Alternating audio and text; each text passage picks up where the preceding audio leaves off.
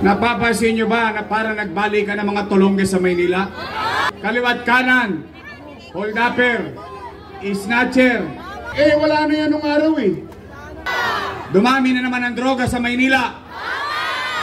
Tuwan-tuwa kayo mga adik ha.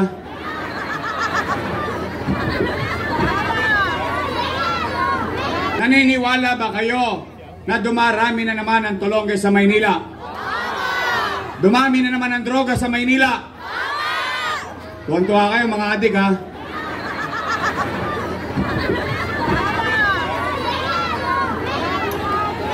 Kokonyatan ko kayo. Tigilan niyo yan ha. Don't panic. Joyce Parang Mafia. Real talk ng tumamben. Meron kang bars pero broke ka pa rin. Race cars up naman. Sabi nga ni Freddy Aguilar, magbago ka. Magbago ka. Nang di ka magsisi sa huli. Di, totoo. Ako binibiro-biro ko yan. Pero sa totoo, nung araw, hindi ko naman po binubuhat ang bangko ko. Nung araw, naramdaman nyo may gobyerno sa umaga, sa tanghali, sa hapon, sa gabi, hanggang madaling araw, may gobyerno sa lungsod ng Maynila. Nay, tay, pangalawa kong gagawin, may awa ang Diyos. Sa tulong ninyo nakabalik tayo. Ibabalik ko ang kapanatagan ng pamumuhay sa lungsod ng Maynila. Kaya, mga tulongges, sa ibang bayan na kayo tumira, huwag dito sa Oblo ng Maynila. O kaya naman, gusto nyo, magbago na kayo. 39 days na lang. Sumuko na kayo. Magbago ka na. Pwede naman tayo lumaban ng parehas. Tingnan yung si Awi. Oo nga. Vendor sa kalsada. Oh. Ama ng Diyos. Nakarami siya. Akala mo ngayon, honorable.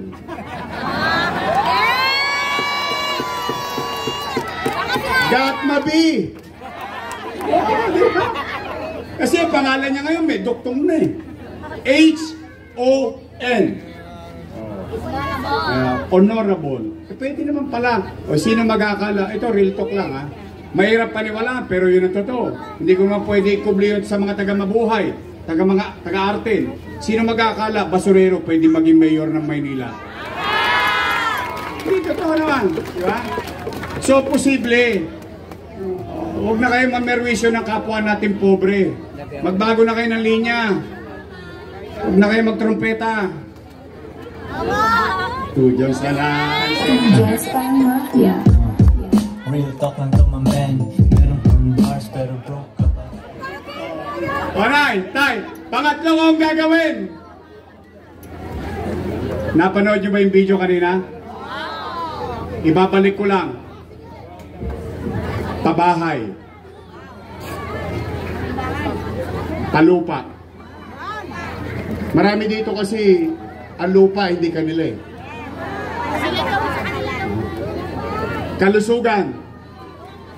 Ibig sabihin, nay, tay, tatanggalin ko na yung online schedule na yan sa health center. Kasi una kong tatanggalin dyan, yung leader nila.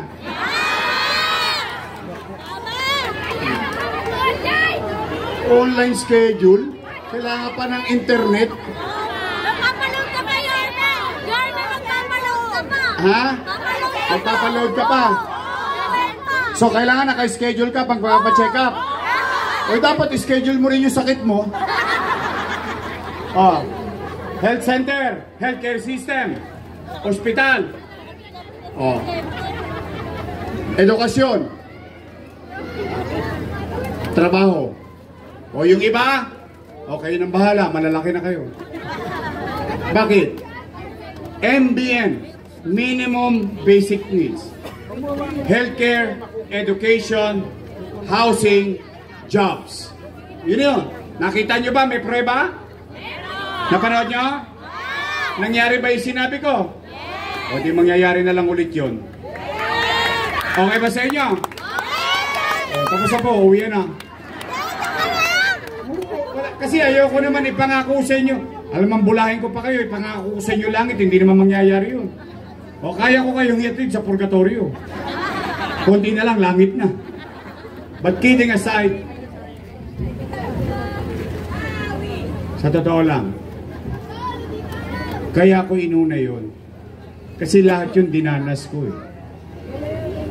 Lahat yun, mangupahan, mapalayas, ma-squat, eskwela. Saan ka nakakita? Ma-hospital ka. Pati dextrose mo, ikaw pa bumibili. Naging ano ka na yun, bibili na totoo ng lang. dextrose. Biri mo, nasa hospital ka. Ang iniinom mo, yakapsul. Saka kispirin ng mga mahal mo sa buhay. Mahirap maging mahirap. Yan ang katotohanan ng buhay. Kaya kung bakit ko yan pinagtuunan ng pansin. O kaya mga nanay tatay ko, kayo ba magpapasilaw sa AIX? Sa akap? Sa tubad? Pero ang payo ko, mahirap ang buhay ngayon. Kunin nyo, sayang din. Pag nagkabigayan na ng form, pilap-pilap na. Oh, tirahin nyo. Di baling makakap kayo. Huwag lang kayo magpapaakit. Promise? Promise! Oh, basta pag nambobulatsing, palakpakan na lang ninyo. Ang galing mo, Congressman. Sana all. Oh, Mayor, ang galing mo. Oh, hatawin nyo ng hatawin. Bakit? Hindi ko pera yun. Hindi nila pera yun. Pera nyo yun. Pera ng taong bayan niya. So muli, huling tanong. Hanggang dyan sa Kodli. Dito sa Nangka. Dito sa Wak. O dito sa harapan. O sabay-sabay na sagot. Gusto nyo pa ba akong bumalik? Lakasan nyo nga na marinig hanggang doon. Gusto nyo? O ngayon, bigyan ninyo ako ng mga makakasama. Total, dalawa lang naman ang pagpipilian ninyo. Dalawang grupo lang yan. Unang grupo, Your Miss Choice. Matamis. Yung kabilang grupo, Ladies Choice. Kayo may sabi nun, di o? Ha? Pwede, Your Miss Choice tayo, straight? Promise? Sisingilin ko kayo. Pagtapos ang eleksyon, bibili ako ng dibidendaso. Bubuksan ko yan. Titingnan ko yung gitna. May prueba ba itong mga taga-Batangas na ito? Ay, nagtotoo. Oh, pag kayo nagtotoo, after election, ako naman ang singilin ninyo. Ako mananagot sa kanila. Andi dito, may asim pa. Robbie Ong!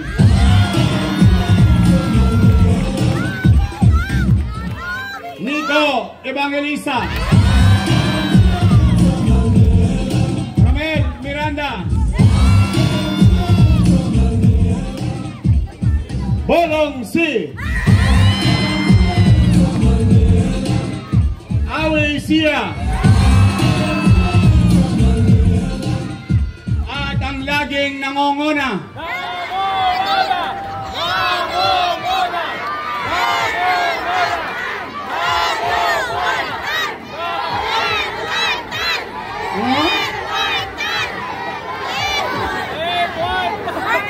Ba't yun tatawa na? Ano sa Tagalog ang number 1? Tatagalogin ko. Nangongona. Nangongona! Nangongona! Ang tatawa ng utak nyo. Seatmate ko to. Seatmate ko sa council. District 1 and 2. Magkatabi kami sa kabats ko to.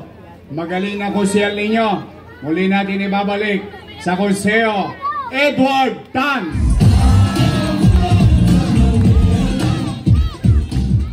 Oh, ito, kongreso. Usapan kongreso. Maririlto ko lang eh. Ang bawat distrito sa buong Pilipinas, may representative. Katulad namin, District 1, meron kaming representative. Ibig sabihin, sila ay kakalap ng resources sa national government, dadali niya sa kanyang distrito. Tama, mali? Ganun nyo ba naunawaan ng Congress? O tingnan nyo, kayo may congressman, minsan lang nagpagawa ng eskwelahan sa District 1 pa. Ay, tingnan ninyo, nagsisinungaling ba ako? Doon, nagpagawa sa Bitas. District 2 ba yun? District 1 yun. Alam nyo nung katabi, ng eskwelahan? Sabungan. Ano nasa kaliwa? Katayan. Kaya sinusugal ang kinabukasan ng bata para katayin ang kinabukasan din nila. Pero matanong ko, bakit sa District 1? Meron naman sa District 2. Gusto ko lang ipaalala sa inyo, pera nyo yun para sa Distrito 2. Pero kami, tuwan-tuwa naman kami. Thank you very much sa congressman ninyo.